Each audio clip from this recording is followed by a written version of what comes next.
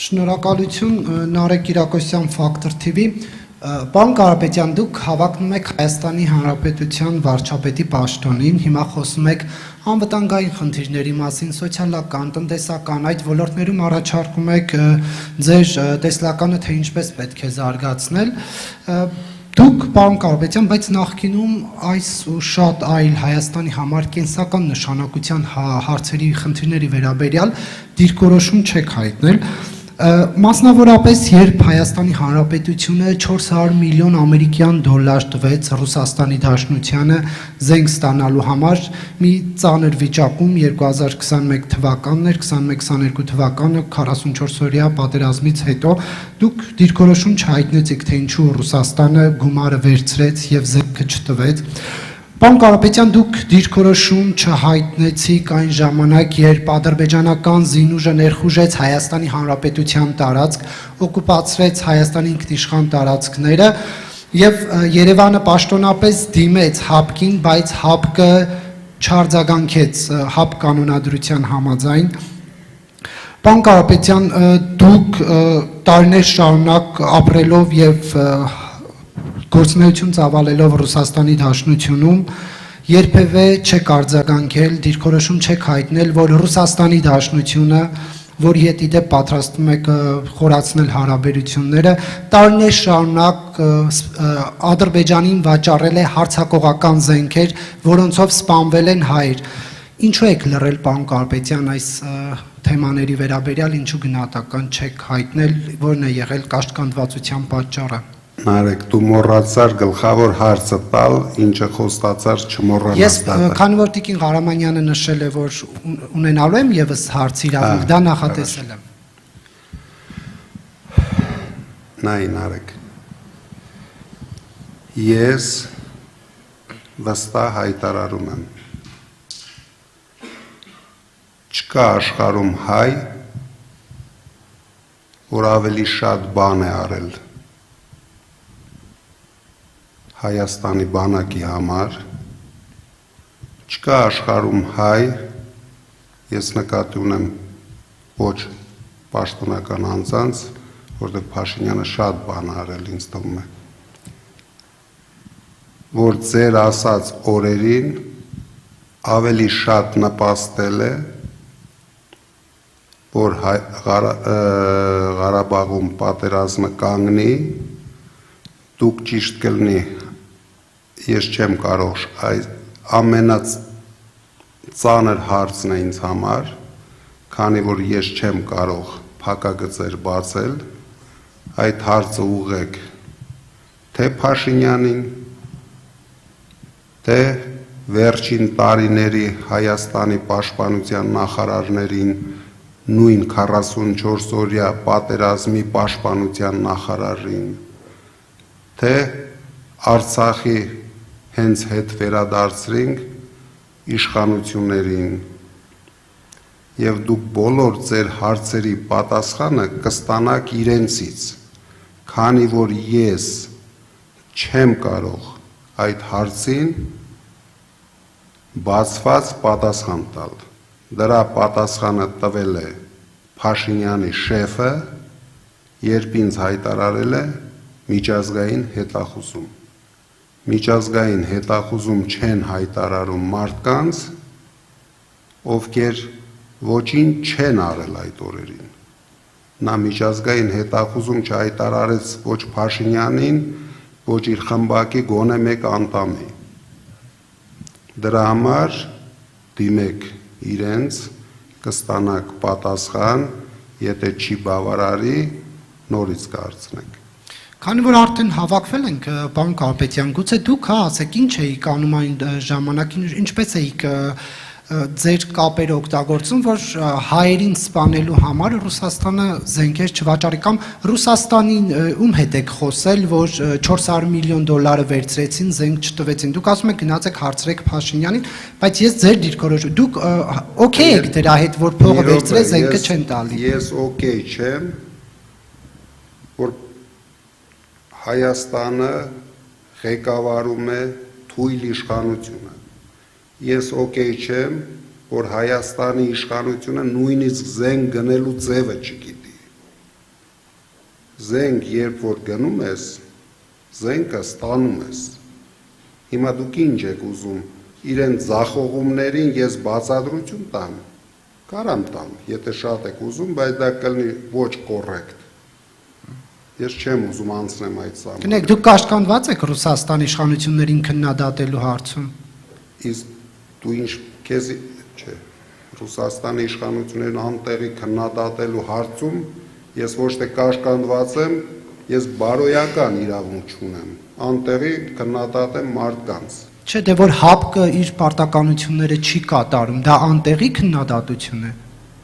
Եթե ՀԱՊԿ-ը իր պարտականությունները չի կատարում, ինչ անեմ, քֆուր մի հատ տամ ՀԱՊԿ-ին, դուրդ կգա, որ կզգաս ես կաշկանդված եմ։ Իհարկե ես հարցեր ունեմ ՀԱՊԿ-ին։ Իհարկե ես հարցեր ունեմ բոլոր այդ process-ներին, որը բերեցին մեր ազգի խայտարակությանը։ Բայց քանի որ ես իշխանություն չեմ եղել, ես չգիտեմ ինչ պայմանավորվածությունների սահմաններում, հիմա միգուցե Փաշինյանը չի էլ դիմել ՀԱՊԿ-ին, ես նստեմ բացատրեմ, թե ՀԱՊԿ-ի գործունեություն չի ծավալել։ Հենց ունեցանք իշխանություն, բոլոր հարցերի պատասխանը դուք կունենաք, բայց այսօր եղունգիս նայեմ, ով ինչ է արել այդ պայմաններում, ես որպես հայ իմ պարտականությունները, իմ պարտքը, իմ հայրենիքին շատ ազնիվ, ասում եմ, ամենամեծ ձևով արել եմ, որի մասին չեմ կարող խոսել։ Շնորհակալություն։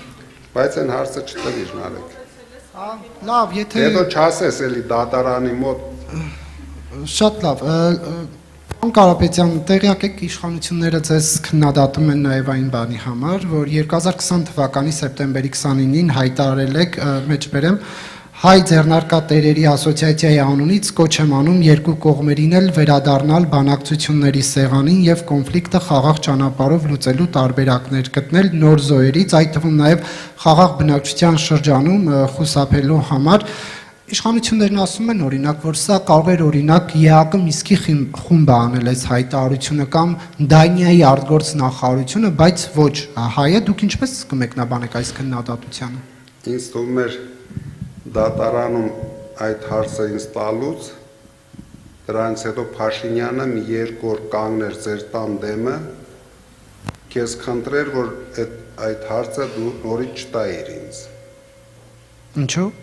Քանի որ այդ հարցի պատասխանը Փաշինյանը լավ գիտի։ Ես չգիտեմ ով է այդ էքսպերտը, որ դա որոշել է, որ դա հավասարության նշան եմ դրել։ Դա միակ տարբերակն էր, որ մենք հիմա ունենայինք հայկական Արցախ։ Դա անտեսեց Փաշինյանը իր մեծամտությամբ եւ մենք ունեցանք ինչ որ ունեցանք, մնացածը նորից ես չեմ բացի փակագծեր, եթե ինքը կգտնի հարմար, թող ինքը բացի։ Եվ քան մեկ հարց էլ ունեմ, սա էլ տամ եւ վերջացնենք, շնորհակալություն։ Պարոն Կարապետյան, դուք ձեր թիմակիցները հայտարարում եք, որ ուժեղ Հայաստանում ստեղծելու է 300,000 աշխատատեղ, իսկ ՀՊ-ն 300,000 ադրբեջանցիների վերադարձ է ապահովելու։ Իշխանությունները, պարոն Կարապետյան, Նիկոլ Փաշինյանի գլխավորությամբ ասում են, որ վերադարձ որևէ ուղղությամբ չի կարող լինել, նույնիսկ փակել են արցախցիների Արցախ վերադառնալու միջազգայինորեն այդ իրենց իրավունքը, եւ այս կոնտեքստում ուզում եմ հասկանամ, երբ իշխանություններն ասում են, որ արցախցիները Արցախ չեն գնալու, ադրբեջանցիները չակերտավոր, ասած Հայաստան վերադարձը նկատի ունեմ չակերտավոր չի լինելու, որտեղից ձեզ տեղեկություն, պարոն Կարապետյան, որ 300,000 ադրբեջանցի է գալիս, որտեվ այդ վերադարձի մասին մեկ խոսում է Ալիևը եւ մեկ խոսում է ուժեղ Հայաստանը, ձեր թիմը դուք կարող է այլ պայմանավորվածությունների մասին տեղեկություններ ունեք, որ հանրության համար հասանելի չեն, եթե այո, ապա կխնդրեմ ասել։ Ես ելնում եմ նրանից, որ վերջին տարիներին Ադրբեջանի նախագահը ինչ հայտարարել է, շատ կարճ ժամանակում դա իրականություն է դարձել։ եւ ես չեմ լսել, որ բացի թմբուկ նվագելուց Փաշինյանը դրան արձագանքել է։ Դրա համար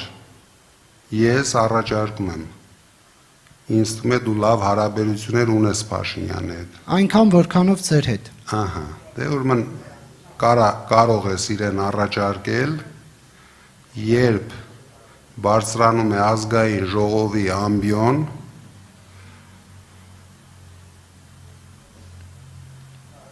առանց ցնցումների մեջ ընկնել, թող հայտարարի, որ 300,000 ադրբեջանցի չի գալու Հայաստան։ Թող հայտարարի, որ Ադրբեջանը Հայաստանից ոչինչ չունի ստանալիք։ Ես չեմ լսում այդպիսի հայտարարություններ, դրա համար մենք ունենք վստահություն, ես չգիտեմ պայմանավորվածությունների մասին, չեմ ուզում սուտ խոսամ, բայց նայելով այս ամենին վստահ եմ, որ ադրբեջանցիները շատ լուրջ են տրամադրված եւ եթե մենք չկանգնեցնենք այդ process-ը 300,000, միգուցե 500,000 հաշվի առնելով ադրբեջանցիների բազմանալու արագությունը կանցնի տարիներ մենք տեսնենք միգուցե միլիոն ադրբեջանցի Հայաստանում։ Դրա համար